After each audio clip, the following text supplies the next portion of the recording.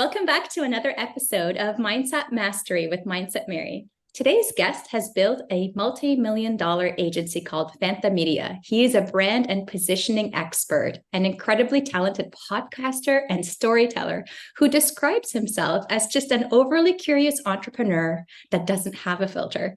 Mark Drager, welcome to the show. Thank you. Mindset Mary. Thank you, Mindset Mary. Thank you so much for being here today.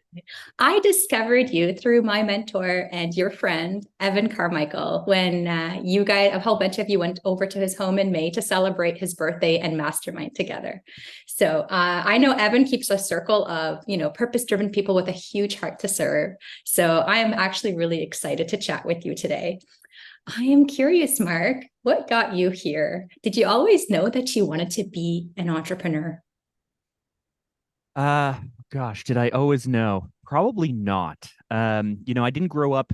I hear these stories of people who are like, I grew up, selling baseball cards or like making money on the side or stuff like that. I did not grow up that way. And Right. so it was ultimately like I just wanted to do my own thing. So I was lucky. I was fortunate. I think for many of us, if we are surrounded by the right people at the right times in our lives, they can inspire us. They can show us what we're capable of. They can create a path to things. And so my grandfather was is he's still alive. He's turning 95 this year.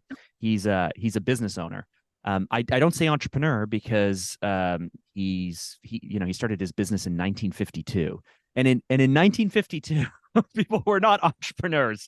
They That's were true. they were like business owners, and so I grew up where my grandfather had a company, and my mom is very artistic and very creative, and she owned a children's fashion clothing line in the 80s and 90s, and so I grew up where she just worked, and my uncles worked in the family business, and everyone just kind of worked. And so I grew up thinking I would go into the family business, which was construction and real estate development and architecture and things like that. And Mhm. then I went to film school instead. I did a Wow. total huge shift. Rather than become an engineer, rather than become an architect, rather than go the safe path that my family really wanted me to go, I was like, I'm going to go to film school because I Mhm. thought it would be easier. Honestly, like I got really scared of the math. I got really scared of the grades. I got really scared of the competition of trying to be like the best of the best in architecture and engineering and all of that stuff. And my family was already doing it. And so I was like, I'm just going to do this other thing because it seems easier. And once you pick that path, once you pick the path to go out and do your own thing, I think you have two options. You Okay. either wait for people to give you opportunities or you go out and make your own opportunities. Mm. And I was too impatient to wait in line for that career path, that corporate career path, or whatever it might be. And that's ultimately why I started my own business and became an entrepreneur. Wow. That's amazing. Now, I'm curious, were you always artistic? Like, did you lean into your mom's side of, more the arts? Or was it really just, it's just going to be easier for me to get through schooling and doing this? Oh my goodness, I think I'm the least. I am not artistic at all, but I am creative, and there's a difference here because I think we are all creative. I Yeah. think a lawyer is creative in terms of maybe how they craft an argument. I think Mhm. accountants, I always want more creative accountants, don't you? Right? Like how do we pay less taxes, right? Accountants can be creative, and so we can all be creative. And so I am definitely not artistic. I found myself then in film school and in television, working in television and working in business, going like, wow, there's some like really artistic, smart, creative, visionary people who just make stuff up, and most of it's pretty bad, but some of it's really really good. And I was never like that. I'm just like I'm really good at seeing what other people are doing, Mhm. reverse engineering how they did it or what they're doing, and then going, oh, I could do that. And then we grab a little bit of A, little bit of B, a little bit of C, copy a bunch of stuff, but once you mix it together, suddenly you come up with something new. That's my version of creativity. Oh, yes. I love that because, not everybody's able to like leverage what's already out there and then re-engineer and recreate it without having to start from scratch, right? Like they say, Well, people who, I think everyone thinks they have to start from scratch, and yeah, and nobody does. right? I'm really big into creatives. And so think about like your favorite musician. Did they invent the chords? Did they invent the chord structure? Did they invent the song? No, they wrote the lyrics, but surely it's not. I mean, it's all the same words. We all have the same thing, right? Like there it's just about putting the right things in the right order and putting your spin on it and making sure it feels right and making sure the vibe is good and making sure it's at the right time at the right place. And so uh, have you watched Lady Gaga's documentary, the Lady Gaga documentary? I haven't. No. So I was so inspired by this. It's like a few years old. It's pre-pandemic. I think she's doing something with the Super Bowl, and they follow her around and everything. And I was so amazed because Lady Gaga and to a certain degree, any other star, Taylor Swift or I was gonna say Will Smith before he punched Chris Rock in the face, and like anyone who's really successful in business, in the arts, in creativity, what have you, they're actually just really good um, curators. They Mm, have a sense of style. They have a taste. And yeah. so I think most of us think, let me rephrase it. I know that we all think that we got to make stuff up. And the best people surround themselves with others and they just filter what's good and what's bad, what's right and what's wrong, what feels good and what feels bad, what's appropriate for this record or this album or this client or this next phase of someone's life. All a therapist is doing is listening to what their patient says and then filtering and helping them focus on things. And that's really all being an entrepreneur is too. And so that's why I don't think we have to worry about, is it fresh and is it different and do we have to make it up and has anyone ever thought of this and all of that stuff, because we are all different filters and we all have a different sense of taste and style and what's right and what's wrong. And so go out there and just copy people, because once you put it through your filter on the other side, it's going to be something totally different. I agree. Oh, that's so good. That's so good. It's like, how much of that do you think, Mark, is like us trusting, like as an entrepreneur, one has to maybe trust their intuition, trust their gut, trust what feels right, what feels wrong, and know yourself to know like, this is for me, this isn't for me, this will work, this won't work. How much of that is actually like intuition? I don't think any of it's intuition. Okay. I think all of it is developed and honed over time. And so when I started my agency, we were talking about how I went to film school and stuff. And after film school, I worked a bit in television and I worked a bit for a marketing franchise, and I was making videos. But I started my agency when I was 23, and it was in 2006, and I was super super young, and I'd never worked for another agency. I hadn't really worked for that type of business. So I'm like, I'm going to go start my own company, and I'm going to make a lot more money. And 6 years later, I was making a lot more money. But for the first few years, it's literally just like figuring it out at every stage.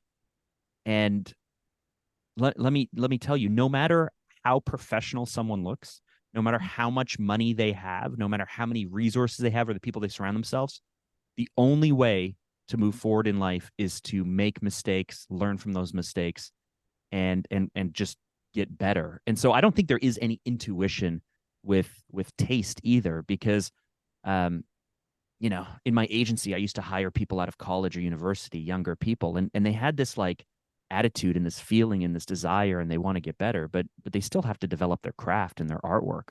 Yeah. You don't hear very many people um who haven't, again, I'm going to go back to music, let's say, you know they had to develop in the concert halls. They had to go out into the clubs. They had to go out and practice. They practiced in the garage. They practiced at their computer. They had to like develop their craft to be good enough. And so every single one of us, the more we get obsessed with something, the deeper we go into something, the more we immerse ourselves with something, we just can't help but develop better taste and a better filter and just get better at all of this stuff. And that should give everyone hope. It gives me a ton of hope, because I realize, one, if we're patient enough to give it time, if we do the work, we are going to get better day after day, month after month, year after year. It will happen without a doubt, as long as you don't get lazy.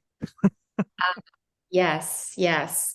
I mean, it's about how, being committed to what it is that you want to do and staying consistent despite not being able to see those results right away. And you'd mentioned that, it took 6 years for you to build your business. to get it to, a place where I guess it was making money. Is that Well, right? to a place where I was making money. And so Oh, so you were making, where yes. I, as the business owner, was making money. Yeah. Okay. So Okay. our first year, when I started my company, I was making 45 grand a year working for a corporate company, and this is in 2006. And so like dollars change or whatever, but it still wasn't a huge amount of money considering my wife and I were living in Toronto at the time. And for our non-Canadian listeners, it's kind of like living in it's kind of like living in New York. Mhm. It's a really expensive place to live. And so my wife wasn't working because as I mentioned, my daughter was born. So we were living in Toronto on a $45,000 a year household income. Um, Not a lot of money. And so I start my company. The first year, I think I personally made 18 grand. And the poverty line was something like 28 or $29,000. So well below the poverty line. And so it took a few years because there was this thing that happened in 2008, 2009, the recession that we lived through. But it took me, I mean, I was not prepared for anything. I was not, I was not experienced. I was not prepared. I didn't know what I was doing. We could spend hours just on me figuring out like the first 2 years of business.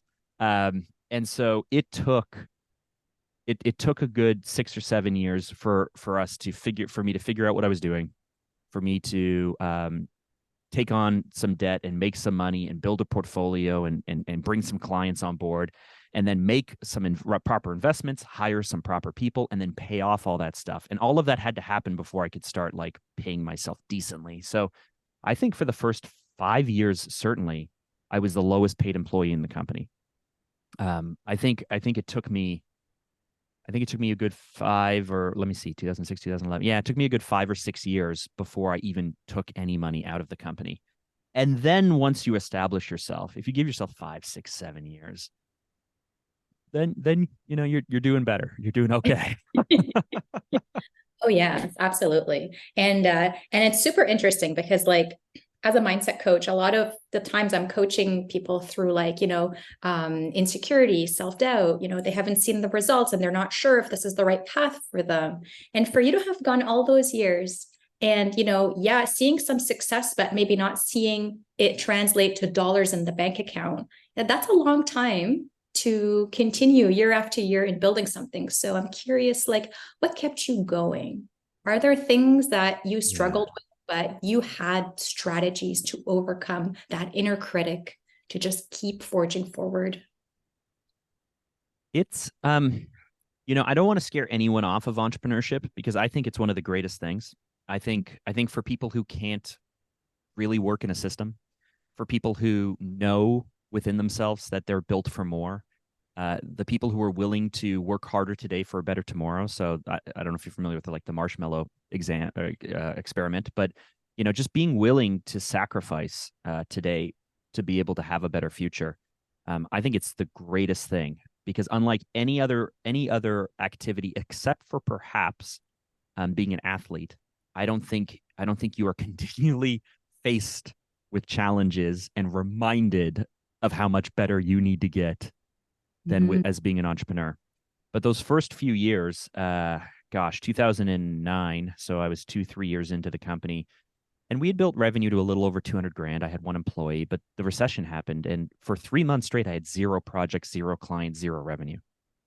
And so I found myself in February of 2009 having just had my second child, having just bought a house, our first house, having had to lay off my only employee, and I'd spent all the money in the bank account.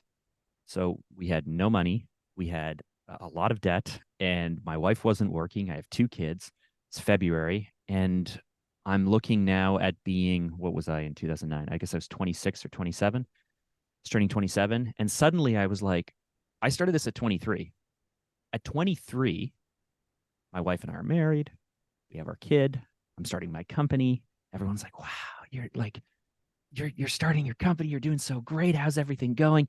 And it was like I'm getting actually kind of goosebumps right now because I can't explain how lonely, unless you're an entrepreneur and but how lonely it is to have to constantly put up a front of like things are going great. Because if you tell people like things are really shitty, am I allowed to swear here or no? You're allowed. Okay. If you're like, things are really shitty. They're not going well. I'm killing myself and I'm not making money and I don't know how I'm going to do this or figure it out. And I'm now 2 or 3 years into this, and all of my friends who I felt ahead of now suddenly have not only caught up but surpassed me. And I've looked at like my salary that hasn't grown, and I've looked at all this time and all this money and all this stress and all of this work. I'm kind of embarrassed by what I have. And so honestly, two things kept me going. One, embarrassment, Mhm, fear of failing in front of people mhm, kept me going. And the other thing was in February of 2009 when I had nothing, like we had run out of money and I had nothing. I called up my mom. I used to call her often actually, because as I mentioned, my mom ran this business, and I could talk to her and I could mhm, be honest with her, and she helped me even start my company. And so I would often talk to her. So I called her up and I said, like, I have nothing right now. I have nothing to show for these last 3 or 4 years. And she's like, so stop. Like, stop, Mark, close the company. What does it matter? Like, you did it. Cool. You did it. Go and do something else. And so I was like, but I don't know. Like, I don't know if I want to have on my bio, Mark's the guy who started a company and then 3 or 4 years later didn't. Like, I don't want to be the guy. I don't want to be defined. I don't want I could not live. I could not right size in my mind that this is who I am. I did not want to define myself as the guy who tried something and then gave up. mhm, And so I said, well, I got to give it one. Like, I don't know if I've given it like all of me. And so I'm going to go ahead and give it all of me, because then if I do that, then like, what else am I supposed to do? yeah. And I've spoken to a lot of successful people, and I've had some real breakthroughs in my business and in my life and in my career, in my health. But the only times I've had real breakthroughs is when I hit that moment of like, I know that I know that I'm lying to myself that I say I'm working hard. Mhm, People think I'm working hard, but it's not that I'm not. This commitment, this achievement, this outcome requires so much more of me than I thought hard work was. mhm, And I know I can work harder. I know that I said that I've taken on some risk, but have I really? Have I really gone all the way past my comfort zone to the point where I'm like, you know what? If this will take hiring a salesperson to make this work, if this will take advertising or marketing, if this will take me thinking about something different, or frankly just growing up, like the easy work isn't easy anymore. It's not coming to me, and I just have to level myself up to get to that next level. If I have to do that, am I willing to risk what it will take to do it? And so I didn't realize at the time I was asking myself these questions. I've now, like, this was 2009, so I've had 14 years to reflect on it. but but ultimately I was like, I'm going to give it one last kick at the can. And I borrowed $50,000 off of my gosh, where did I get the money from? I don't know. I think it was my mom. I think my mom took out a line of credit on her house. mhm. And I feel very fortunate I could do that. But I borrowed 50 grand. I went out and hired a headhunter. I hired a salesperson. First guy didn't work out. I hired a second salesperson, and that person helped me start to figure stuff out. I stopped paying myself for 6 months, not paying Wow. myself any money for 6 months, as we just scraped to get by, just trying to make mortgage payments, just trying to make stuff work. And that pressure, that pressure of like, I have to make this work. I have to work hard. I can't even pay myself. I'm borrowing money to make it work. That pressure is what I needed. And I've learned since then that if I don't have that pressure, and hopefully I'm placing it on myself so it's healthy, but if I don't have that pressure, I am not going to do what it takes to win. Wow. Oh my goodness. It's funny. It sounds, as you describe it, it sounds crushing. A family, children, mortgage, zero income. Like, I love how that could, crush someone, but for another person, it could really light a fire under them and get them going. That is But crazy. but I don't want to make it sound though like at the time I'm like, this is the plan, this is what I'm doing, I've got it figured out. This is like almost 15 years of reflecting on it and seeing pattern recognition. But during that time, let me just tell you how this feels though, because I think we've all been there, and maybe you're listening and maybe you're experiencing this right now. What it feels like is being lost, Yeah.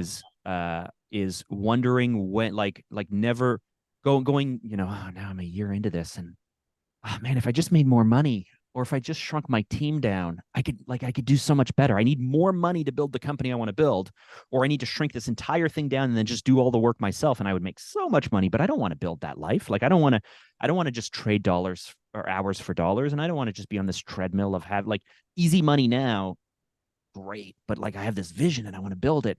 And it was like year one, no progress, and year two, and year three, and then it's so strange because has this ever happened to you where you're just like not making any progress and you're working and you just can't, and then suddenly like things fall into place, like something comes your way, and Mm-hmm. you're ready for it now, and you can say yes, but you used to have to say no because you weren't ready.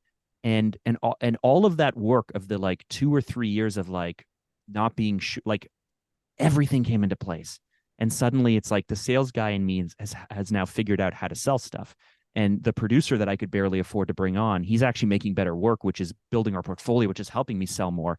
And the editor that we brought on is a really great leader, and I can trust him to do like, and suddenly these steps I'd been taking that each felt like you're running through water, or you're like in quicksand and you can never move forward, in the matter of, I think in 1 year, and I can go back and reflect, but I think in 1 year we like doubled our revenue. We hit $1 million. The company was profitable, and suddenly it's like, like, and then the next year it's like, I've got this great company. I've got this great company, and it's almost like my wife has had 4 kids. She says she forgets how terrible childbirth is until she gets into the room, and she's like, oh right, this is the worst. How did I forget that?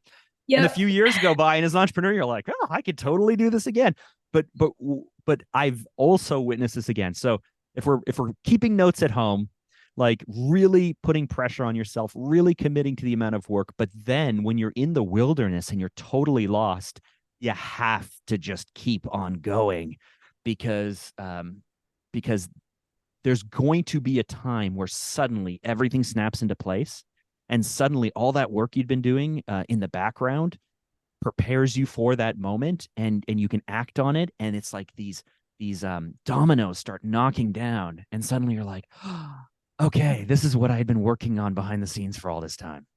Yeah, yeah, it's true. It's like they say, like hindsight's always 2020. In the moment, you don't realize, like you feel lost. You feel like, this is not working. My efforts are not progressing me forward.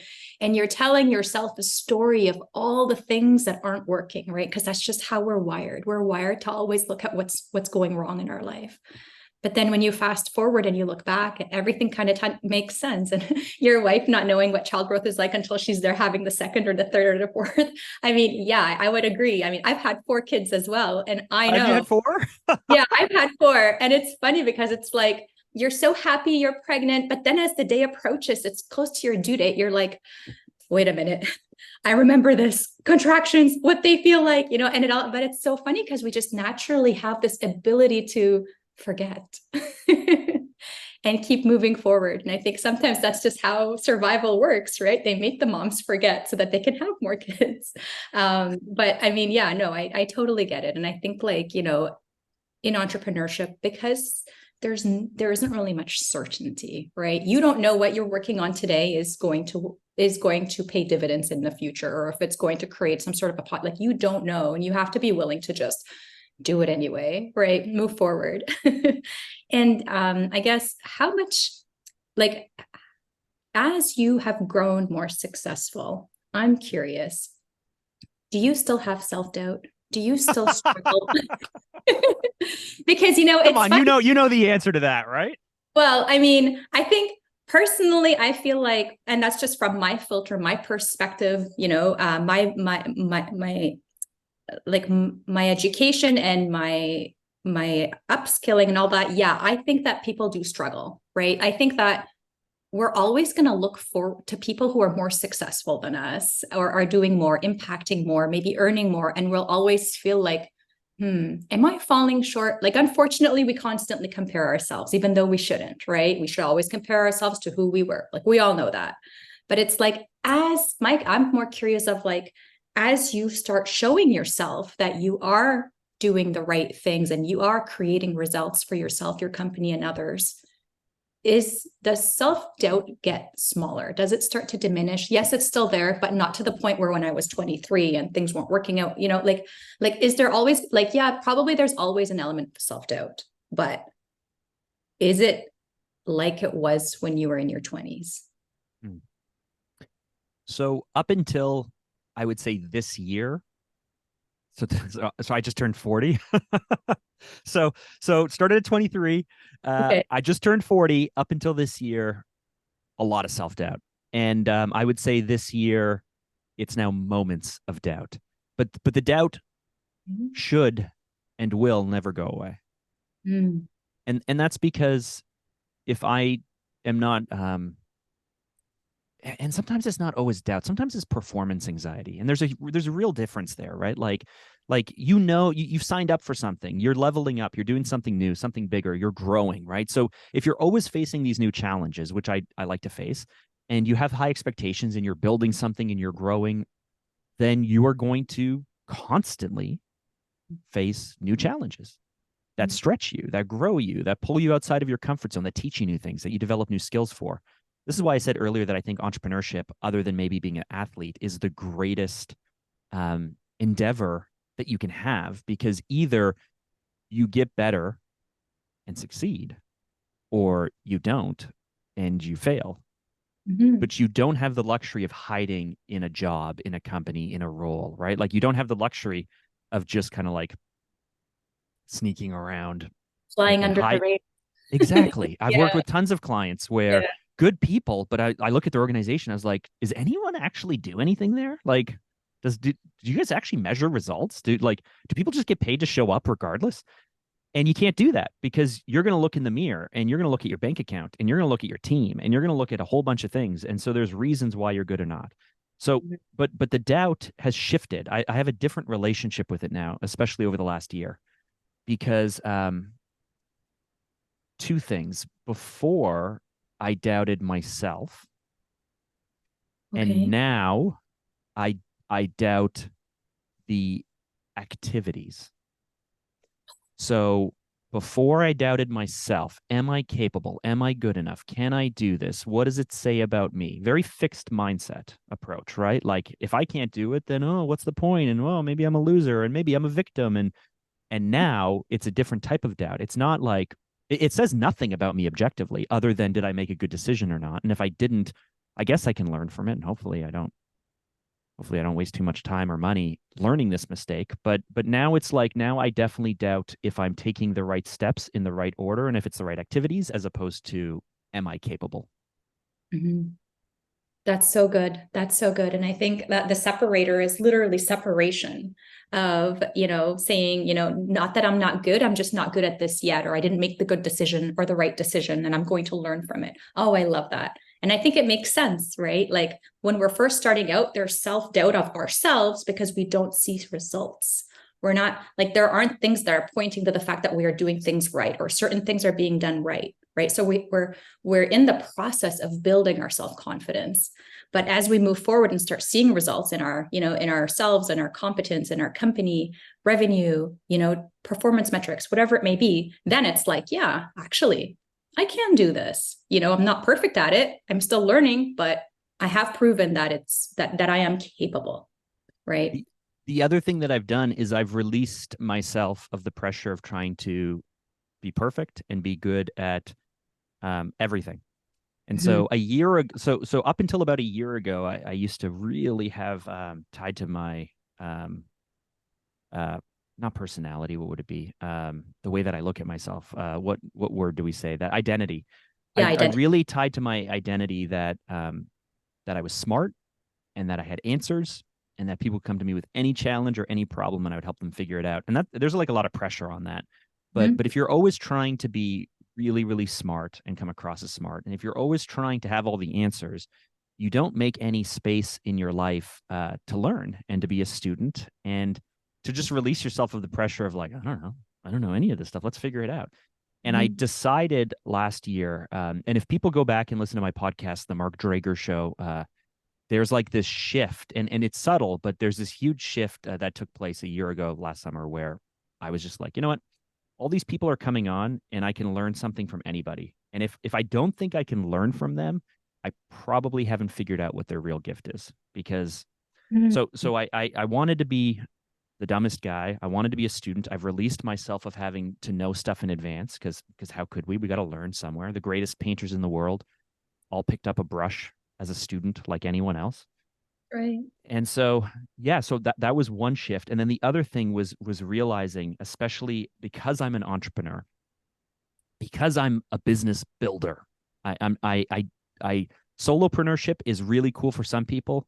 Um, but being freelance, being a solo, being a one-off, it's like you got to do everything yourself. And it's really I find the people I've talked to, and for myself at least, it's a grind to try and continually build and level up when it's all on your shoulders. But because I'm an entrepreneur, I have this really great luxury. Because I'm a business owner, I have a really great luxury that almost no one else has. And we, as entrepreneurs and business owners, have the ability to say, this is what I want to build. Here are my strengths that the company is going to use to be amazing, right? Like I'm going to use all of my strengths to make this company the best thing it can be. And so if that's your personality, if that's your networking, if that's your approach, if that's your expertise, if that's your process, whatever it is, you leverage that thing. And then you look at everything else your company needs, and even perhaps everything else you need in your life. Like I am not an organized person at all. Oh I yeah. can I cannot wait. I cannot wait to hire like a housekeeper or Oh, an administrator or someone, yeah. because it's just like I just got like, like post-it notes and stuff everywhere because I can't keep track of anything because it's all swirling around in my head. And so it's like if I went out, let's say flash forward a few years and I'm out at a barbecue and people are like, oh, what do you know? I'm like, well, I have a housekeeper and I have a personal assistant. And like I need to stay healthy. So like I have a personal trainer right now. You get to just surround yourselves and use your money to buy all the expertise, all the energy, all the passion, all the whatever, the time to fill in the blanks for all the things you're not great at. Mm. And I love that. Like I love that I can just be like, oh, like, and that's a huge shift for me. It's like if I can't, my wife and I have not decided to pay for a housekeeper yet. I don't think we can afford it, but maybe we could if I prioritized it more. But the point is, it's like if we know that we're just not good at this stuff, well, what are our options? We just live with mediocrity in that area of our life. We try to get something good at something that frankly we just don't care that much about, and so it's like a waste of energy. Mhm. Or we just hire someone to do it. And yeah, that's new for me. It may not be new for you or anyone else listening, but it's so new for me. And it's released me also though of doubt, because it's Yeah. like, oh, I just need to find someone who's like, let's say that you need help with copywriting, something we do in house, something we help people with in our agency. We help business owners with messaging and branding and copywriting. But let's say that you're not good at copywriting.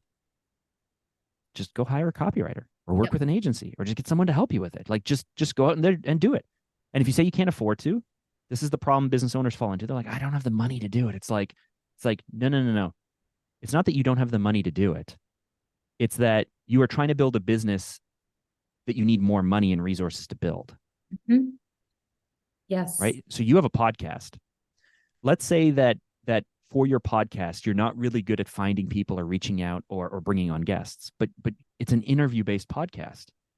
So either you do it or you don't have any guests and you're super inconsistent, you can't build an audience, or you hire someone to do it. And you say, I Mhm. can't afford someone to do it. Well, then you can't afford to do the podcast. Exactly. Exactly. 100%. Yep, I agree. 100%. It's like we can get ourselves into a circle of like, okay, but if I don't do this and I won't get that, so then why do I keep chasing that? Because I'm not creating the opportunity to make that happen for myself. Right. And I think, and it's hard because when you're at first, right, when you're new at this, when you don't have a lot of money, when you're not able to hire a VA and like you can't hire people and you feel like you have to do it all yourself, like, yeah, you can, but guess what? We all have gifts and things that we're great at doing. And then we all have things that we struggle with. And society and education teaches you to focus on your weaknesses. When as entrepreneurs, the way you're going to thrive is to focus on your craft. Right. And that is a shift. That is a shift. And it's this, as I'm talking this out with you, because I'm actually rendering this out in real time, I think that this is actually what has been the biggest shift for me over the last year, especially. But when we talk about the overwhelm, when we talk about the stress and the hopelessness and the when will I get good and when will this build, it's because you're kind of forced to when you're starting out. But the faster you can realize that, like just do one or two things world class, and don't try to do everything. Don't try to build everything because you can't afford to. Like, you just don't have the money or you don't have the time. But also, when you're constantly trying to do everything that you're not good at, how, like, you can't help but feel shitty about yourself. Like you're spending all day, every day doing stuff you're not good at that you don't like. That is misery, right? Like that's the worst life you can live. And I know that because I have gone through huge seasons where it's like, I don't want to drive into the office. I don't want to go to work. Years ago, maybe it was 2016, 2015, 2016, we had a Christmas party with our team. And I knew that I'd have to give a toast. And I was not looking forward to any aspect of the next year. And there was nothing good I can see in my business at the time. And I was so down and I was so depressed and I was feeling so bad. And they're like, hey, Mark, give a toast. And everyone's like there at the party. And I was just like, I ruined the party. But I was like, my toast was like, well, it was another year, and next year's another year. And we'll just do this all again, I guess. Like, because I was spending all day, every day, stuff I wasn't good at that I didn't like. You can't live that way. No. And like, I think a lot of people become business owners and entrepreneurs and, chasing their passion because they have been living that way for so long. And then they say, something happens where they're like, you know what? I quit. I'm not doing this anymore. I'm going to chase what it is, what I think I was born to do, or, what my calling is, or what makes me happy. And, and then when you start pursuing that and you don't have the clarity you need or self-awareness of like, what are the things that I should and shouldn't be doing, you kind of get back into like, wow, I'm literally just as miserable and unhappy now as I was when I was doing my job. But it's like, there is a point where we actually can move past that. And I think what you said was great, because it's like, can we focus on the one or two things that we know we're good at and start from that place? Yeah, that's good. But you also have to look at the things that you enjoy that are not moving you forward or helping you. Mm-hmm. Right. And so, I think for most of us, we're really good at rationalizing like, oh, I'm doing this for these reasons. And here's why. A perfect example is my podcast, The Mark Drager Show. Okay. We're 3 years into that now. And it has been a great thing. It has served me super, super well. I have really enjoyed it. I've really liked it. We put a lot of time, a lot of money into it. And it continues to grow. And yet I'm going to be stepping back from it in the next little bit because, yeah, and it was a hard decision. It took me 3 months to make the decision. But ultimately, my agency, Sales Loop, and the new podcast that we're launching, How to Sell More. Today's actually launch day. Today is launch day. But I realized I had this moment this summer, and again, these are stacking the clarity, like stacking that I don't have to be the smartest person in the room, stacking that like I can't do a million things and I have to do it myself, live with mediocrity, or pay someone. And I came to this moment where I was like, I have to do it all myself. I can't do it all myself. Like I don't have time to do all of these things. And I was like, I guess I got to pay someone. Well, what I'm doing with the Mark Drager Show isn't worth continuing to pour more and more money into it. As much as I love it, as much as I enjoy it, it's actually a distraction from my greater goal. Mm-hmm. And so once you start to make decisions this way and you start to realize, oh man, I have to put this to bed. I've got to put it on hiatus. And will I come back to it? I hope so. But I need to free up space in my life to do that, what I talked about earlier, that really hard work. When you think you're doing hard work, you realize you got to do harder work. When you think you're putting a lot of hours, you got to put more hours. When you think you're hitting your comfort zone and you're like, oh, this is really risky, you got to go more risky. Like to be able to give everything that you've got to whatever you're working on, you have to also not only get rid of the stuff that doesn't make you feel good that you're not good at, but you also sometimes have to get rid of the stuff that does make you feel good at, that you're really good at. And in fact, we fall into trouble as entrepreneurs because sometimes you have to cut the stuff that people will pay you for, right? Like even though I'm good at this, and even though I enjoy it, and even though people are giving me money to do it, it's still maybe a distraction from your greater goal. Yeah. It's like that saying, the enemy of great is good, right? Mm-hmm. And I mean, I think that like once you're really clear, have that clarity on like what is it that you're actually trying to achieve? What is that North Star? What is success in your own definition?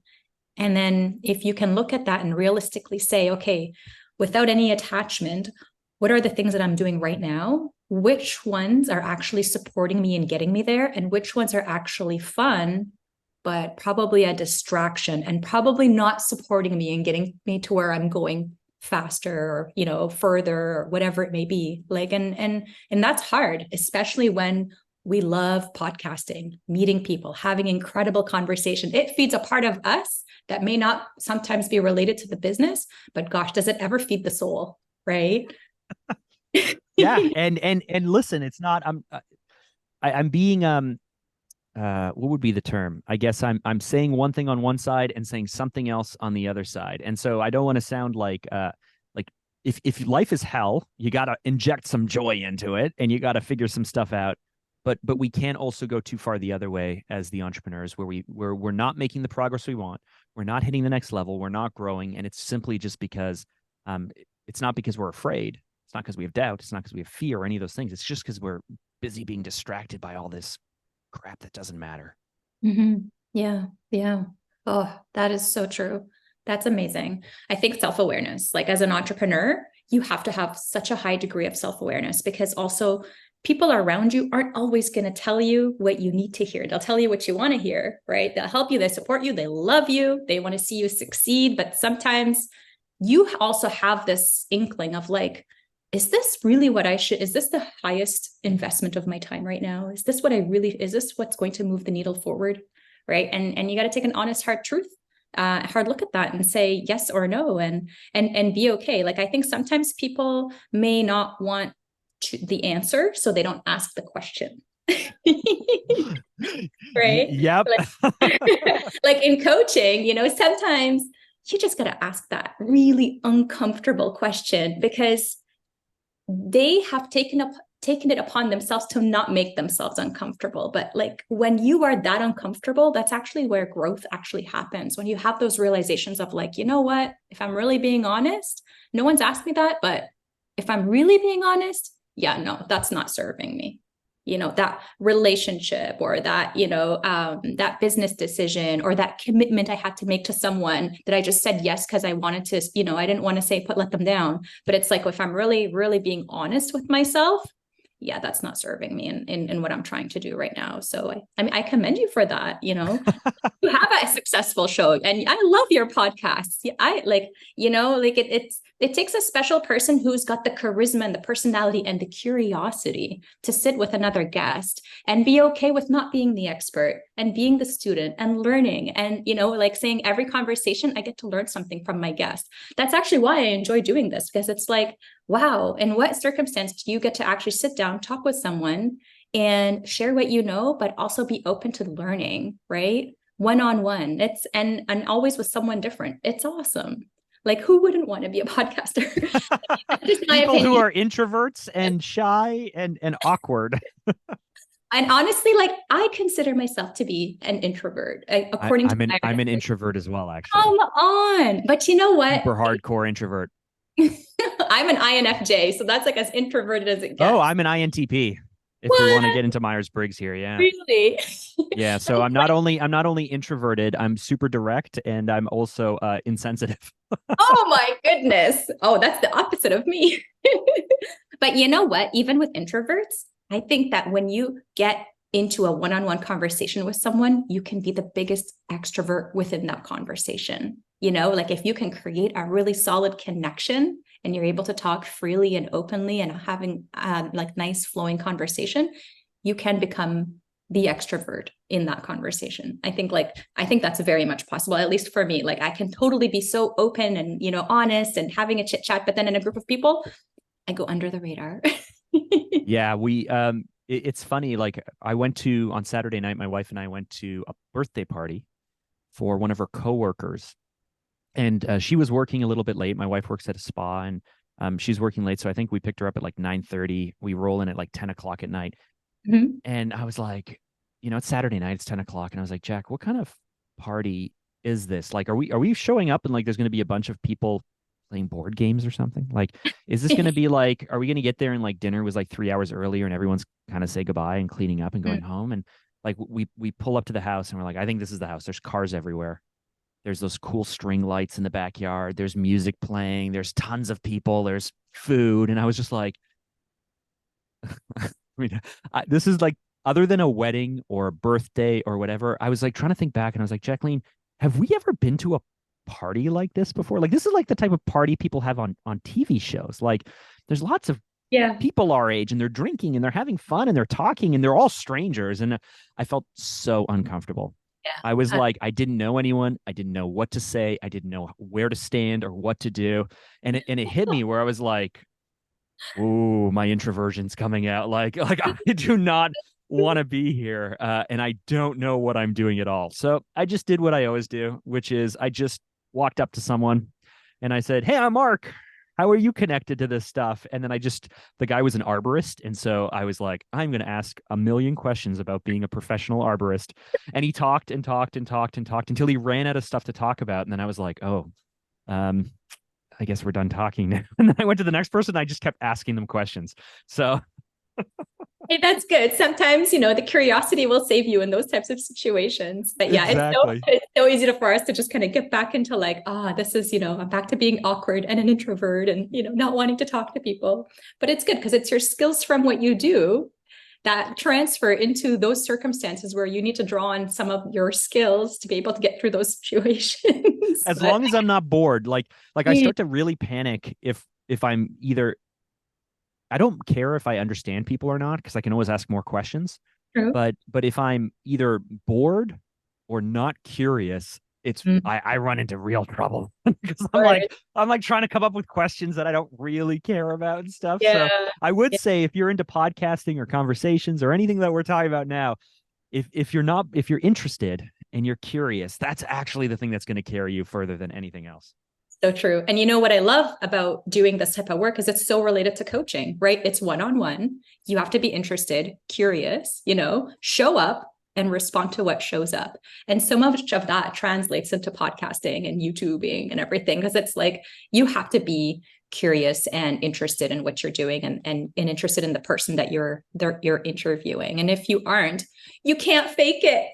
You just can't fake it. Okay. You either have it or you don't have it. I don't think that there's any in between unless, you're up for just a mediocre, Or unless you're a real pro.